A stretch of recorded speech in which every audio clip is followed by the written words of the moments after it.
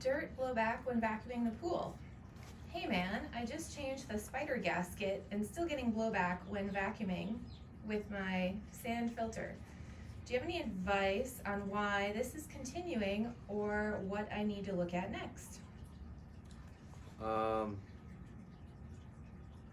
go with maybe the sand in the filter. I would, but I was trying to think of this. The spider gasket, sometimes it helps to lube it up as well. I mean, I don't know, if there's any small cracks or anything. If you throw some like magic lube over it, it might help seal it a little better. But a lot of times it depends on how old your sand is, and especially if it's got some age to it, then you end up with some channeling, which it makes the smaller stuff easier to kind of sift through and end up back in the pool.